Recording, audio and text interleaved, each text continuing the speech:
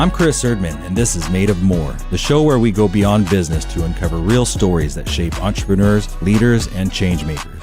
Every Wednesday at 8 a.m. on KKNW, we explore the pivotal moments, the adversity faced, the risks taken, and the resilience found along the way. This isn't just about what people have built, it's about who they've become.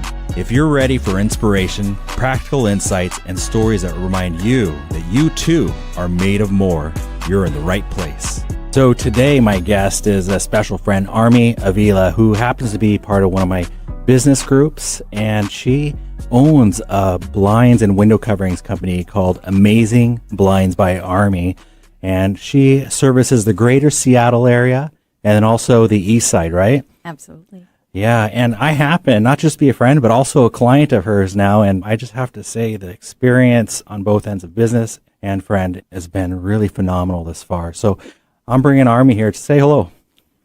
Hi, Chris. Yeah, hello. I'm happy to be here. Yeah, I'm happy to have you here. Yeah, thank you. So, one of the reasons why I wanted you on this show is because you do have such a dynamic, interesting story. And I'm interested in kind of like your early startings. Can you tell me a little bit about where you're born, where you're from?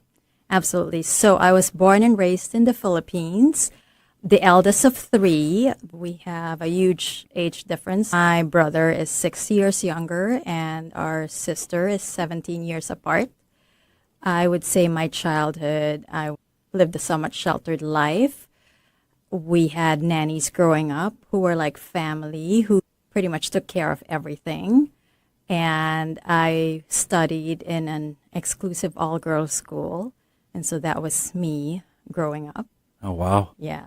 You already know this, but I'm half Filipino. My mom's from the Philippines. I got family scattered throughout all the islands. And so when I go back and visit Cebu, Philippines, and then also, I haven't spent too much time in Manila, but those are a couple of the places where my family's from. So what city are you guys from? I am in part of Manila, more Okay. like, I don't know the geographics, but it's in Rizal. Okay. So not too far from Manila, but with traffic, that's about 2 hours. 2 hours, so maybe like one block then. Yeah, exactly. Yeah, it's one of the bigger cities that I've actually been. I want to spend a little bit more time there. It's like I don't know. I don't know how many millions of people are there, but it's. I have no clue either. Yeah. So you're going to have to do some research there. And so then you said you grew up pretty sheltered. That sounds familiar for some of the things that I've heard about my family out there. What did that look like? But yeah, so everything was done for you. I have so many anecdotes that looking back, what seems so unusual now. Like even when I was in college, my parents had me take a nanny with me to work, and I would leave the nanny in the lunchroom and come pick her up after work. A lot of things like that. Like I always had somebody with me when I was going to and fro places. Yeah. And sometimes these nannies, maybe they weren't even family, but they become family. They were treated like families. They live with us. Yeah. And it's generational. Yeah. It's like, and oftentimes people from your neighborhood are stepping in as family members. Was that the same thing for you guys? Somewhat like that from my dad's province. And yeah. So Yeah, very different world. You'd only really get it if you went and visited. correct. Yeah. But when I was 4, my family from the U.S. petitioned us. And that petition took a long time, like 20 years, that my family forgot about it until they got a letter from the U.S. saying, hey, if you don't act on this, you're going to lose the opportunity. And during that time, my parents had a printing business, and they made a decision to sell the business to give my siblings, my brother and sister, a better future, so to speak. Sure. Because it took so long, I ended up not being able to join them. Yeah. So those of us that are not too familiar, what does that mean to have a family in the U.S. when you're overseas? Yes. So my mom's family has been living in the U.S. for a long time, and you could apply for petition then to move here. Is that like a green card or some sort of Yes. residency or some sort of Yep. visa? It's a green card. Okay. Or a green card. Yeah. Wait, how long ago was that? Oh, well, that was 20, 30, 40 years ago, maybe. Oh, I wow. don't know. Yeah. Time 30 flies, years. right? Time flies. Yeah. But I remember, no, it can't be 40. But I remember being, very young when that happened. And so they left for the US, and I was left in the Philippines for a little bit still with nannies. Sure. And then I decided to move to Canada, migrate to Canada through my degree in landscape architecture. Okay. Contrary to the 20-year wait in the US, it only took me 6 months. And so before long, I was living in Canada. All right. So growing up, did you and your family already knew that you wanted to come to the U.S. at some time, or North America, it sounds like? Yeah, well, it wasn't really a plan, but because we had family members in the U.S., Sure. it was an option. Yeah. And then so I want to get into your schooling a little. Sounds like you went to private school, which that was just pretty common for what I understand. It's not just a private school. It's like an exclusive all-girls school that was founded by French nuns. Oh, wow. Like everything we did, it was structured, how you sat. I mean, I could So not strict at all. not strict at all. Yeah. So looking back at going to this all-girl private school ran by nuns, what skills do you feel like you walked away with looking back now? Skills I walked away from there is Or lessons? lessons from that school. It's how to interact with people, how to talk to people with grace. And also a good leader, though, too, as well. Exactly. Yeah, do you have any examples on or memories on that? No, it's a long time ago. Yeah, Yes. it's all right. Yeah. And then you went to university there and you chose to do landscape architecture. Correct. Yeah. How'd you choose that? It just happened. It's what brought me to Canada. I practiced in Canada. I practiced in the Philippines Okay. as well. So is it kind of a passion? No, it was a profession, but not a passion for sure. Okay. Because you're currently working on a landscape project, are you? Yes, that's my backyard. Yep. How's it going? It's a lot of work. It's still going. It's still going? Yes. We'll have to talk about that later. Yes. Well, tell me a little bit about moving to Canada and what that was like. Yes. So, shock is an understatement. Okay. Moving from a country where everything was done for, so to speak, with parents that equipped you, I'm all of a sudden living on my own, learning basic things like cooking rice, doing laundry. Sure. So it was a shock. It made me grow up overnight. Yeah. And so made me become independent, self-resilient. And I eventually had fun in Canada, but the initial transition was challenging. Pretty big shock. You get on a plane and you were being taken care of, and then all of a sudden, boom, you're in Canada and you're all these basic things. Yes, and with 12 feet of snow as well Yeah. when I arrived. Yeah, which you've probably never seen before. Exactly. Oh my gosh. I could only imagine, I moved out at 17 years old and it was quite a shock for myself to be like, oh my gosh, now that I'm in my own place that I need to start cooking for myself, doing all these things. But luckily for me, my parents were only a few blocks away that I could just drive to. So, and I could always ask for help. And I had that community nearby, but how did you start growing your community? So I ended up joining gyms and like just meeting them. Well, I don't want to say this, Chris. Yeah. I had a nightlife. Yeah. Yeah, going out and, Yep. restaurants and Correct. hanging out with friends at nighttime, right? Yep, absolutely. And Yeah. they're still our friends until now. We're still all friends. Okay. Yep. Was there a bit much of a Filipino community or was it just kind of everybody? Everybody. Because I know Canada has a huge community, but I was also working 2 or 3 jobs when I was in Canada. that's a lot. It's a lot. Yeah. It's a lot. Not because I needed the money, but because I had a goal and I could only achieve it supplementing my primary job. Do you mind sharing the goal? Yes, to buy a house. I ended up buying 2 homes. While you're in Canada? Yes. Oh, wow. So that private school really taught you how to forge your leadership and cultivate some goals. It's more like my parents. Okay. My parents, I grew up with a business mindset and working hard. And it's my parents really who instilled that in me. Yeah, tell me a little bit about your parents and how they did. Were they business owners? They were business owners. They had a printing business. I'm a fourth generation business owner. My grandparents owned, now that I was rewriting my bio, I realized I had a connection to my grandma who owned a fabric and curtain store.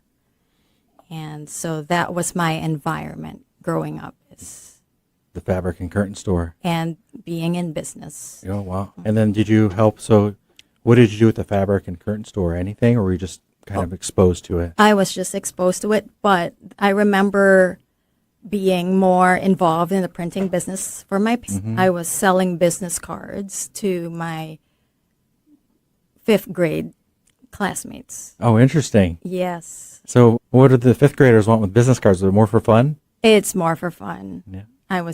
We were making invitations, wedding invitations Really?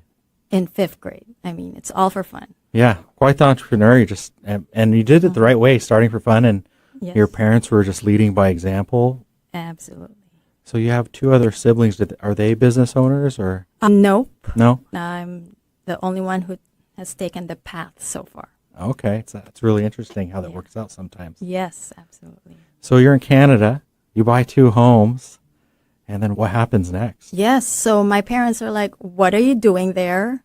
Okay. You moved to Canada to be closer to us." And so that same degree that brought me to Canada also allowed me to move to the Pacific Northwest on my own. And so I practiced landscaping here for a little bit. You practice landscaping, and then It became apparent that it was time to put that chapter aside. Landscaping, while it brought me to places, it gave me training. I was not passionate about it. okay. For those of us that are curious and listening, I could share my story of something like that too. But like, you studied for this and you were doing it, and then I was doing it well. No Okay. one would know that I didn't like. If I come home, I'm like, do not talk to me about landscaping. Like, I didn't want anything to do with it. And so I've always also been raised to know, or my dad would always say, business, it's the best thing in the world. Sure. And so I had that mindset. And so I was doing something I didn't like. I landed in landscape architecture, even though I didn't want it, just to finish a degree. I mean, in the Philippines, you Yeah. you have to finish something. was there anything that was happening, or besides just that you didn't feel fulfilled, but was there something that's occurring even though you were good at it that just made you decide this is not it? I've always liked design, but my brain is not structured for engineering, Okay. and part of landscaping is engineering. And it wasn't something I really wanted to. That's really good to know about yourself, and actually have the power within to be like, I'm good at this. I'm doing it. I could probably do this for the rest of my life and do well, but I'm just not 100%. I could be happier. Absolutely. Life is too short to be doing something you don't love. Yeah, when I was in my early 20s, I went to school to be an officer, and then completed the program and realized like, wow, this isn't for me, and that was a tough thing for me to do. And then I became a project manager for this big construction company, and I was doing really well for them. They were doing structural steel. I was estimating, coordinating, got along really well with everybody at the place, but I just wasn't happy. Even though I was doing it really well, I felt like there was more. And a big catalyst for wanting more was that I was being a young father. I wanted to be a better dad. And not that I wasn't a good or great dad, but it was like I couldn't show up as often as I wanted to because I was subject to follow somebody else's schedule. I'm working 9 to 5 or something more than that.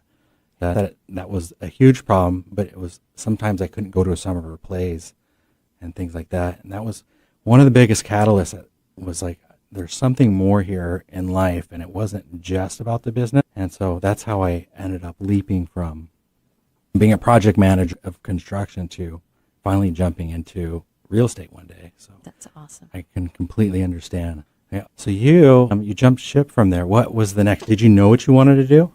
No, when I knew it was time to start my own, I thought about like what interests me. So I like designing.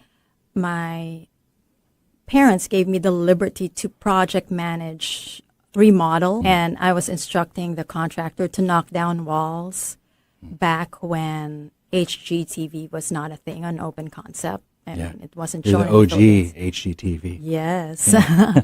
And so, but I didn't want to go back to school, so I decided to focus on window coverings, and that's how I started my first window coverings business almost 17 years ago. 17. And the degree that brought me to places, yeah, I didn't practice it, but I'm applying the principles I learned from there by trying to understand the needs of the clients, not just making things pretty, but its form and function. And so that's how I ended up applying what I learned in my business. So you started the business. I did. I started. Very brave. Didn't even shadow anybody really. I was trained a little bit by a seasoned business owner in California, and then after that, I was on my own. All right, we're going to take a break here. You've been listening to the show Made of More. I'm your host, Chris Erdmann, and I'm sitting here with my guest, Armi Avila of Amazing Blinds by Armi. As a reminder, this is 11:50 a.m. KKNW. We'll be back after a few seconds.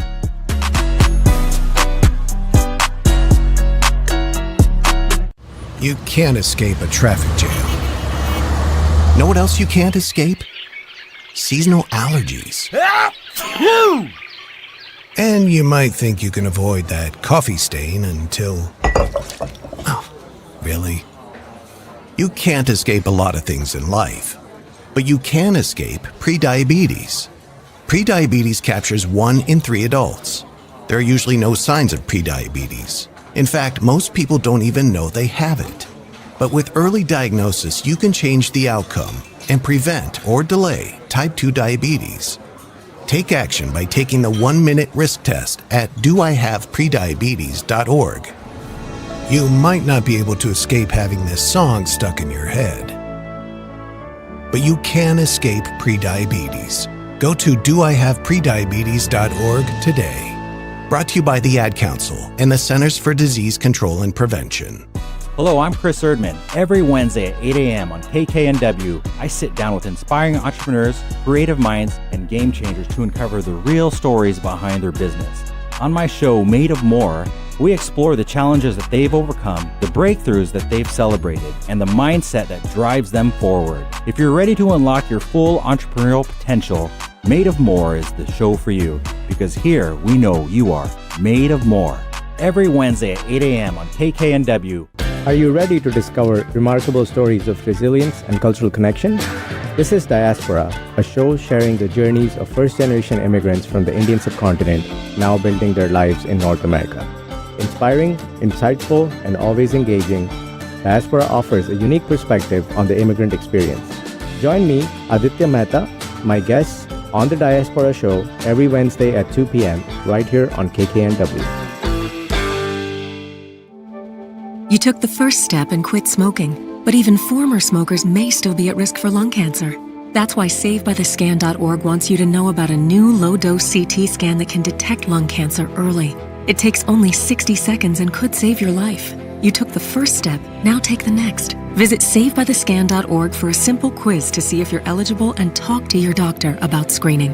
SaveByTheScan.org is brought to you by the American Lung Association's Lung Force Initiative and the Ad Council. Bringing good vibes to the Puget Sound and the world. Alternative Talk 1150.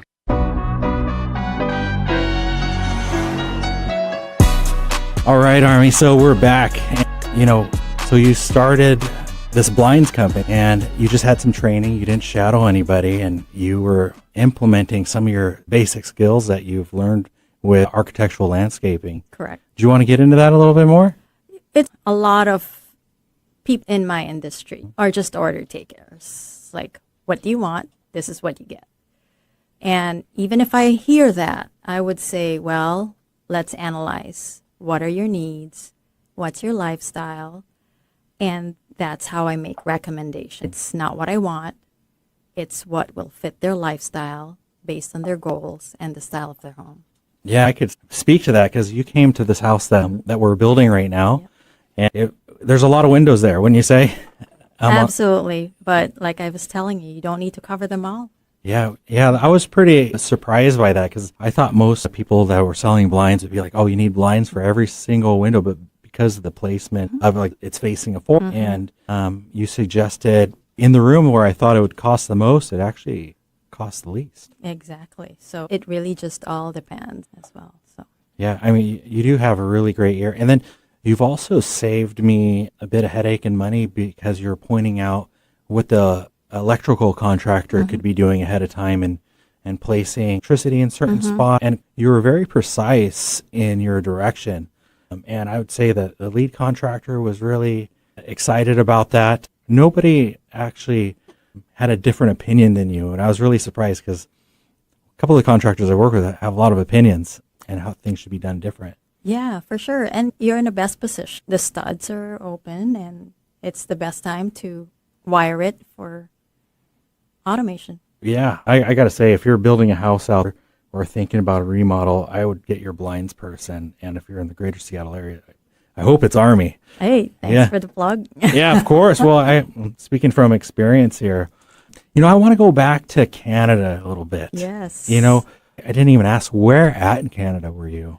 I was in Edmonton. I love Canada. I love Edmonton. And I told you I had 2 to 3 jobs. You should hear about this, Chris. So Tell me. I was shopping at this fruit shop and I saw a sign, ask us about getting a 10% discount. And so I asked. They're like, be an employee. So that was my second job. You asked about a 10% discount. They hired you. They offered you a job right there. Yes, I was a cashier at a fruit shop. And at one point, I was a call center agent for Pizza Hut and taking pizza orders. And at that time, I wasn't eating pizza. And I was top seller? Because I was selling them. I feel bad for them, like, Yeah. Cineparts Pizza. And our You boss. feel bad for the buyer, the client, or the Both. Oh, really? I mean, I knew I was toughening up with a lot of sugar. Oh, yeah. And our supervisor was asking, where was Armi? And someone said, sleeping on the job, because I was taking calls lying down because that was my second job. I was really exhausted. Oh, my gosh. Yes. Wow. So you go to the produce stand, then you end up at the pizza shop later on? At one point, I had both of them, and I'm like, I can't do this. So I just kept one of them, I think the pizza call center job. So you're at the pizza place, laying down, but Answering calls. but also being one of the lead salespeople? Yes. Because you're like upselling. Oh, my gosh. And they're just like, oh, yeah, that sounds good. That sounds good. Why do you think you were so successful at selling pizzas? It's just how you present it, right? But that principle, to me, it's like just offering you think would work well with their order, really. You probably did a lot of listening. Yes. Like lying down. Lying down. Like, okay, so exhausted. What's your favorite food? Exactly. What are your favorite flavors? So exhausted. So when I moved here, I'm like, I am, I think, done working for others. And it was time to be on my own. And start a business. That was after the pizza place. No, I worked here in a little bit in landscaping. Okay. And in Redmond. That's I was right. a landscape designer for a little bit in Redmond. And then that was my last landscaping job. Wow, what a big day. Yes. Yeah. Yes, I was happy to leave. So what were some of your early lessons in your new business with blinds? Yes, so I just moved to the city and I was also starting a business from scratch. So Which city? Redmond? I was in Seattle. Okay, in Seattle. And now. so I was getting to know the city and also starting a business. I have a bad sense of direction, so until now it hasn't made a difference, but it was worse when I was new to the city. Because for GPS. GPS, yeah. And yes, back then there was no GPS. were you kind of downtown in the mix of the city? Or No, were I was in North Seattle. Okay. But I would still drive all over. Sure. And that was still what I was doing in landscape. I would go to people's homes. So the same thing with window coverings, just always driving. So as a new business owner, how did you find houses to drive to? You just have to get it done. You're marketing in different ways. You're networking. Back then I was doing postcards just Before the internet. before the internet. Anything to get the calls going. So my first call, I still remember my first job in Issaquah. I'm like, wow, this is real. And it went on from there. Really? So did you land that first job? Yeah. Yeah. So you rolled Fake up. it till you make it. Yeah. Yes. You know what I like is also just do it till you become it. Yes. Oh, that's even better. That's better sounding. Well, Thank you, Chris. And you've probably been doing the same when you first became a realtor. yeah, similarly, even though the internet was here when I became a real, it wasn't the same. They didn't have Redfin. They didn't have Zillow. A lot of the people that were doing real estate for years were still talking about this catalog that they were utilizing. So they were still used to flipping through pages and on the screen. And that's where I started real estate in 2006. And it was the same, like nobody was giving me leads. So it came from people asked, how did I do it? Well, I started just talking to people at the grocery store. If whatever I'm doing, I'm talking to somebody. If you made eye contact with me, we were going to have a conversation. away. Yeah. And I wasn't going to solicit my business, but if they asked me what I did, then I would obviously tell them what I did. So as a young guy, I just had a lot of conversations everywhere. I was starting right around the same time too. 07 is Okay. when I started my first business. Okay. Very similar times. Time and- frame, yeah. Yeah. And the other thing was sending mailers. That really worked really well back then. Still does today. Yeah, I believe so. Yeah. And the other thing that really worked with me is I had a lot of friends, because this was in the Bellingham area. I had a lot of friends in construction or the trades. So I'd always bring coffees or pizzas by and just drop them off during lunchtime or the morning, and then smoothies after work, and Nice. and just network with everybody. And every now and again, somebody would be like, hey, you got to work with Chris. And so usually I'd walk away from every job site with one or two new buyers or sellers. Nice. Yeah. Very nice. So, okay, enough about me, but more about you. So the business started rolling, coming to you after that Issaquah. What did the next few years look like? It became very successful. I was working long hours because, again, that's the only way I know was to work hard. Yeah. Yeah, hard work and consistency. From what I know about you and watching and listening to you in our business group, you're always doing something. It seems like you're always marketing. If you're not out there, you're driving. You're on the way to an appointment all the There's time. always something to do. It never ends, Chris. Yeah, never. I was out at a restaurant the other night and I ran into you, and you were still working. You were at a big Yes. networking event, Yes. or you were talking with other friends and whatnot. Absolutely. Yeah. But so, any other big lessons that? It's just hard work, and I've been very thankful for Seattle. I was new back then. I want to say they embraced me with open arms and allowed the business to flourish. Yeah. Well, you have a really great attitude and persona about you, so I'm not surprised that people welcome you with open arms. Very, very trustworthy person. And then you're a mom too, correct? That is correct. Just recently, a mom to a 5-year-old. A mom to. Oh, very nice. Congratulations. Yeah, thank you. Yeah.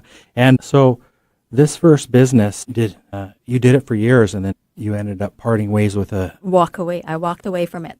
So it did very well till in 2022, 2023, there was a significant personal life change, which it made me realize that it was best to walk away. Sure.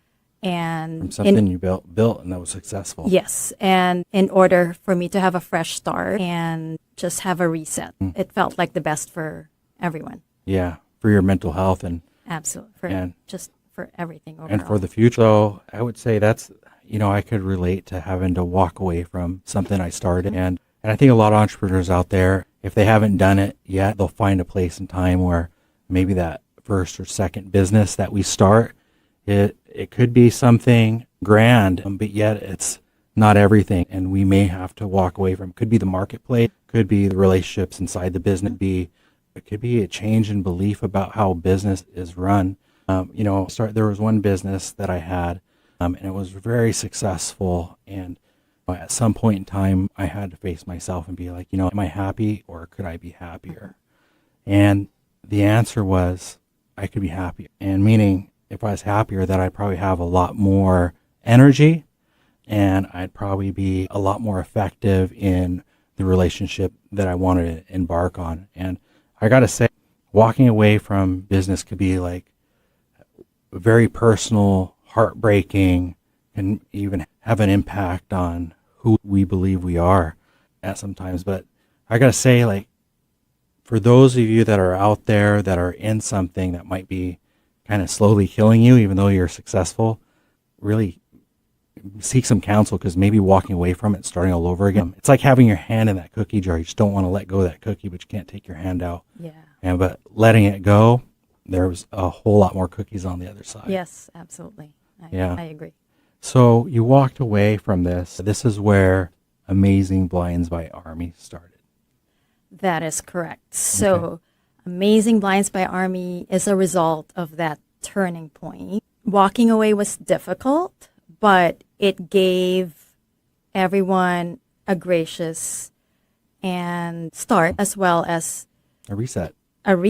And allowing someone else to take a lead and build something of their own. And allowed you to do the same.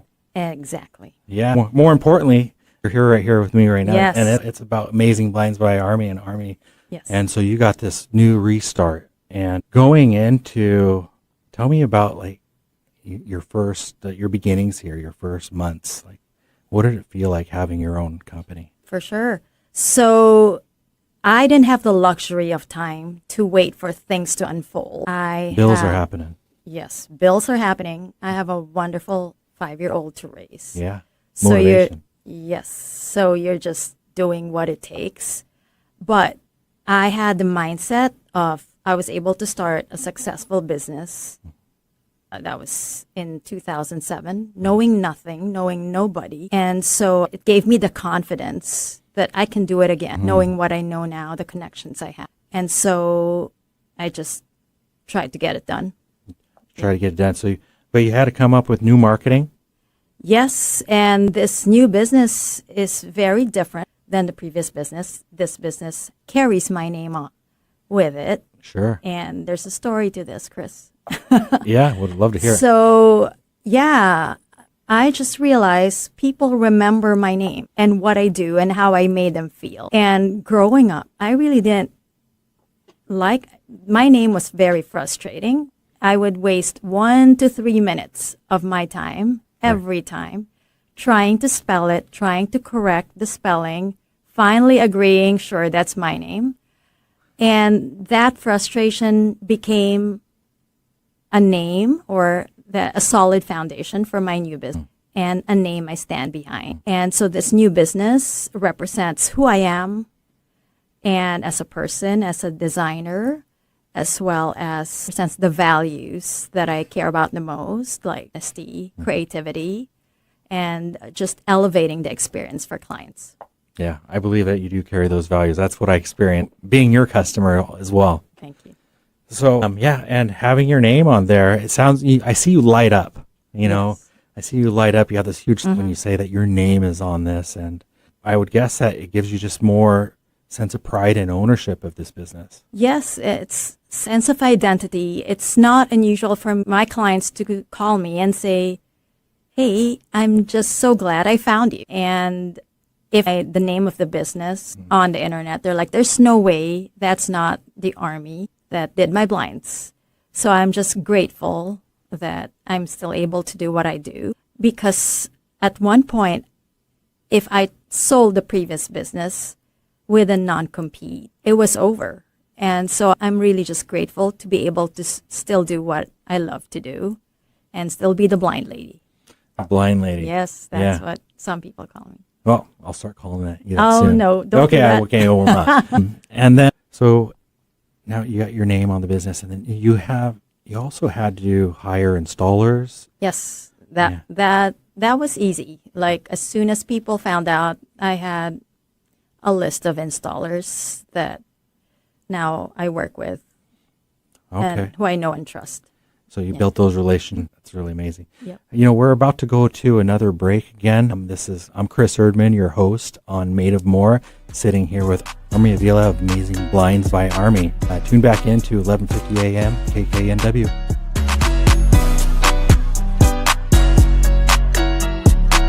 The more you listen to your kids, the closer you'll be. So we asked kids, what do you want your parents to hear? I feel sometimes that I'm not listened to. I would just want you to listen to me more often and evaluate situations with me and lead me towards success. We're not adults, so just be there and listen. I just want someone to yap to. And I just feel like I'll be fine if someone just hears me talk and talk and talk and talk and talk and talk and talk. You're doing a really good job. And I don't think I tell you that enough. And I know sometimes we get into it and it's just hard on both of us. But try to understand me more and I'll try to do the same. Listening is a form of love. Find resources to help you support your kids and their emotional well-being at sounditouttogether.org. That's sounditouttogether.org. Brought to you by the Ad Council and Pivotal. Are you ready to discover remarkable stories of resilience and cultural connection? This is Diaspora, a show sharing the journeys of first-generation immigrants from the Indian subcontinent now building their lives in North America.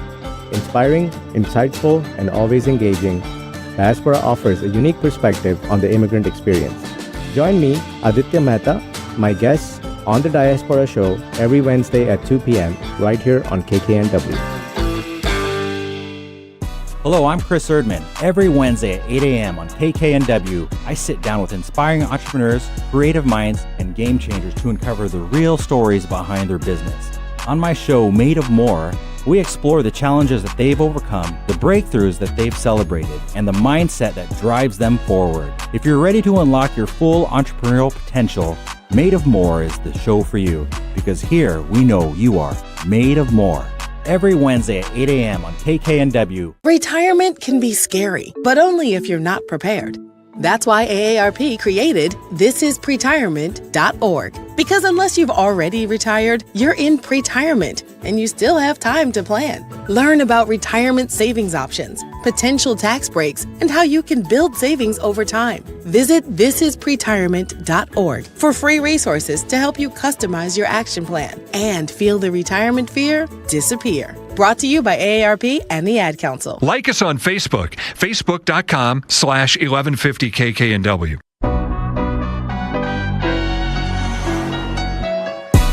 All right, welcome back to the show Made of More. I'm your host, Chris Erdmann. I'm sitting here with Armi Avila of Amazing Blinds by Armi, and you are still listening to 1150 AM KKNW.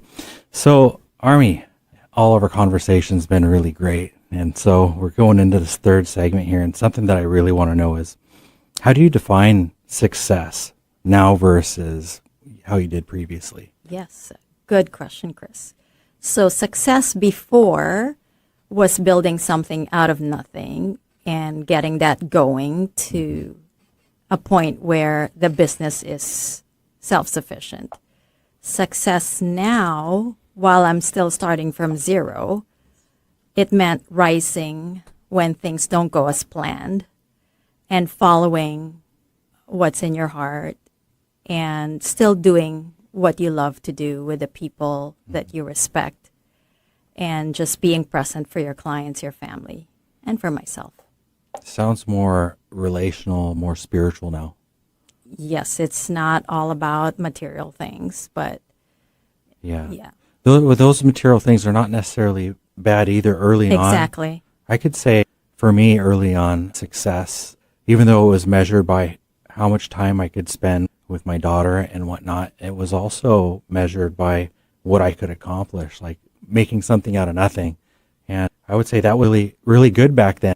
I would say that type of drive kind of started fading away. Did it fade away for you too? Or is it just a big shift? It's not just that, because with having a child now and your priorities shift a little bit.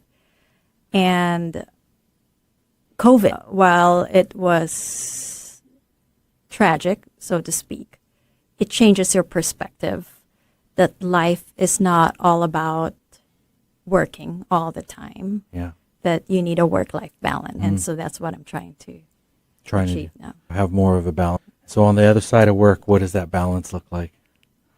You saw me the other day. Yeah.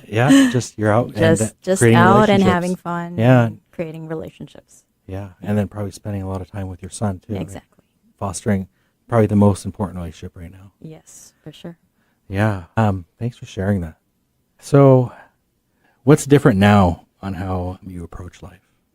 Yes. So this time around, I've opened up more. I am a very private person, but now that it's like there's freedom and I'm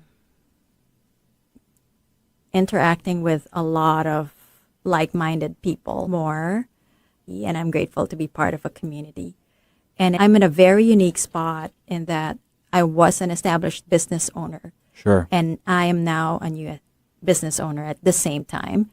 So I am able to look at both sides, and just the gratitude for the people who have helped me along the way. I feel a sense of giving back as well to whenever I can. And this time I've also, with my clients, get to know my clients in a personal level. And I am grateful for every call, every opportunity, and every business that has come my way. This whole experience has just made me very grateful. Yeah, I could sense that you're having that gratitude. And it sounds like you're slowing down, not slowing down the business, but slowing down to kind of think about who's been helping and that gratitude. How do you express that gratitude, whether it's for yourself or for them? It's just letting them know, and also being there for other people in the way that they were there for me. Sure. I think at some point in time in our life, like if we're going a million miles an hour, we eventually slow down a little bit, pop our head up, and hopefully most of us are being like, wow, there's been a lot of amazing people along this journey. And how do we maybe potentially reconnect with some of them and just give them a call or a card, or maybe dive deeper with some of them and maybe helping them with their business or life somehow? Yeah. In the same way that even the new business owners are able to help me as well. So right. It's one of those ways might be just giving somebody's name out. Yeah, for sure. Yeah. I could resonate with that. At this point in my life, being in my mid-40s, I used to just be all about performance and, trying to get to the next deal, even though I really appreciated everybody along the way. I was, moving really fast to be a top producer. And then now, these days, I notice, even though I still like to sell a lot and produce a lot, I do slow down a little bit and think, oh, how did this person help me? Or how can I help this person a bit more and show my gratitude? And Yeah. sometimes it shows up in small ways of just the gift that I give them at the end, and try to get them something that really speaks to them or might be impactful for them.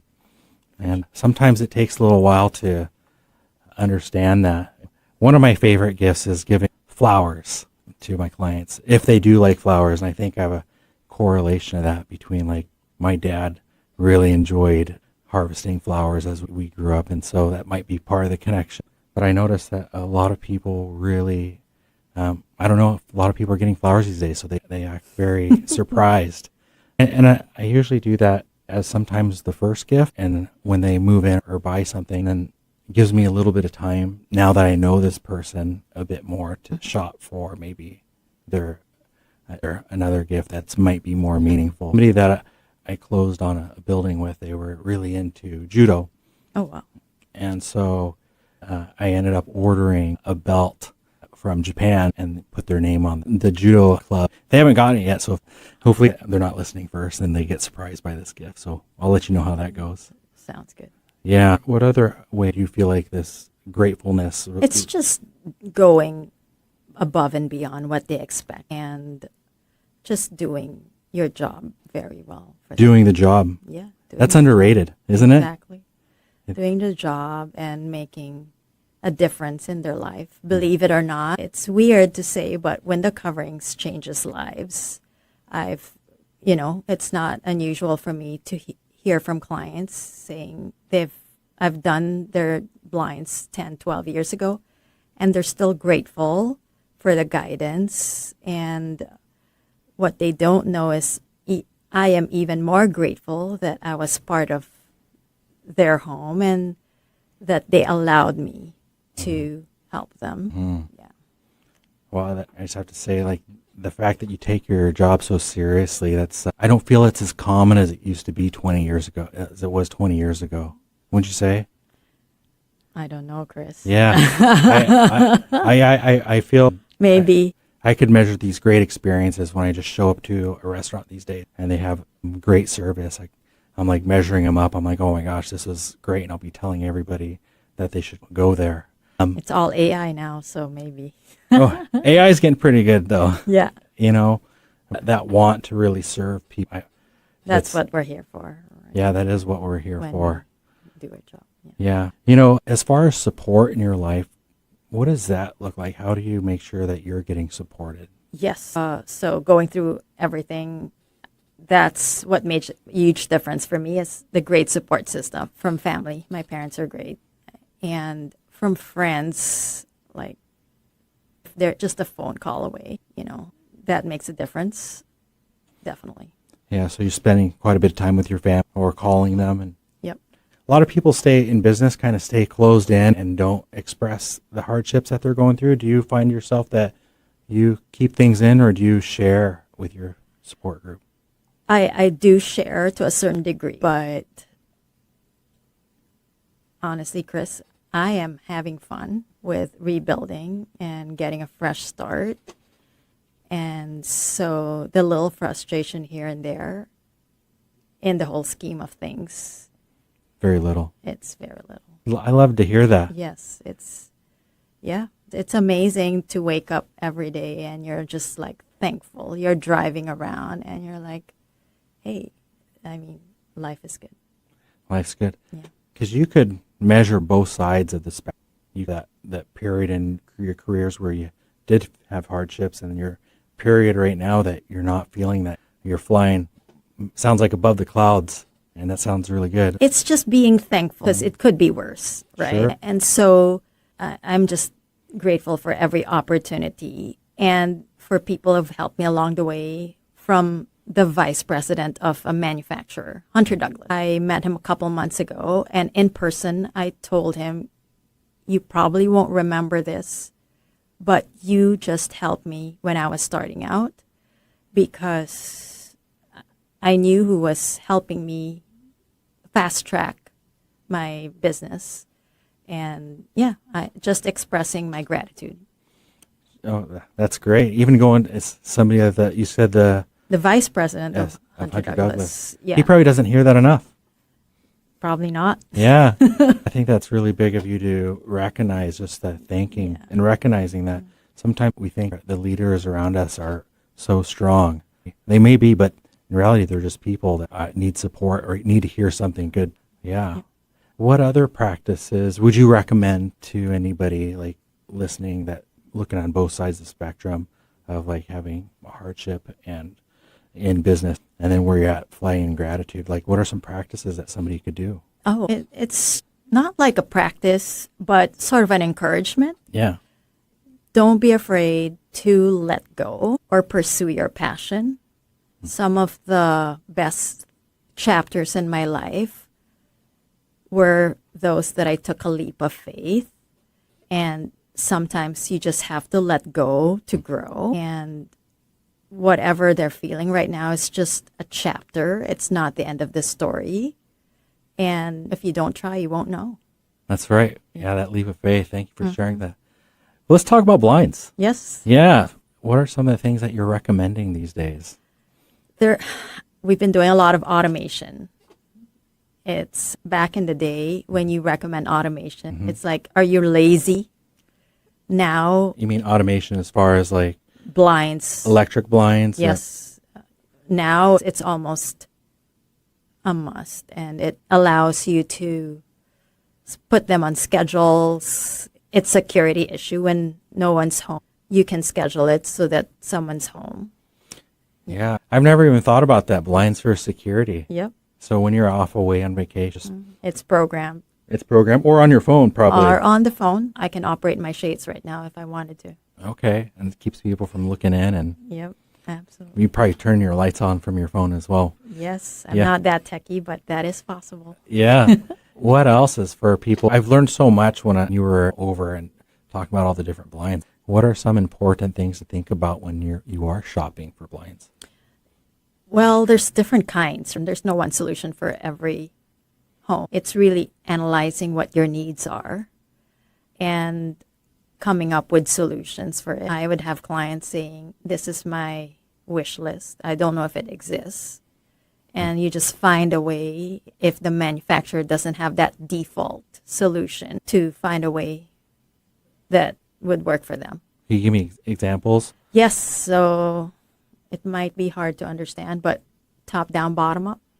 Yeah, the blinds that go up and down from the bottom and up and down from the and top. then somebody who wanted room darkening and top down, bottom up, and light filtering at the same time, and automation. And so I had to create multiple systems to get that. Okay, yeah. So for me, there's a lot of sunlight coming in through the bedroom, and I want to make sure it's easy access for me to get in and out through the doors, but also that I could sleep in till 12 o'clock if I wanted to. Yeah, not that I do that, but. Yeah. And then what about as far as, do you work with the interior designers, or are you that person when it comes to the blinds? So when I'm working with an interior designer, I am their resource. Sure. And they take the lead in the design. But my clients can have confidence in me too if they're not working with a designer, that I have a design background and able to navigate at least the window treatment design aspect. Okay. That's really interesting. Yeah. Luckily for my house, I have a mutual person that's a designer for the house.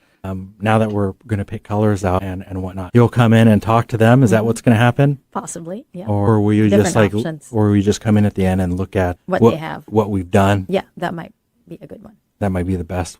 All right. Is there any special plug-in that you want to say about your business before we go? No, it's just when they need blinds, I'm hoping they would know who to call. Amazing Blinds by Armi. Yeah, you're the one. Very humble, but so gracious. I want to say thank you for taking your time out of your day today. I know you're busy, and coming on the show and telling everybody about your life and what you do. No, thank you, Chris. Thank you for having me, and I'm so happy to hear about your life too. Yeah, really. In the process. So how would you like people to contact you or find you? Yes, so Amazing Blinds by Armi. My website is blindsbyarmi, ARMI.com. And I have social media accounts at Amazing Blinds with an S by Armi, ARMI. And hope to hear from you. Oh, thank you for sharing that. Well, again, thanks for being on the show, Made of More. I'm Chris Erdmann, your host, sitting here with Armi Avila of Amazing Blind, and you're listening to 1150 AM KKNW. Thank you, Chris. And the show Made of More will be back on the air next week.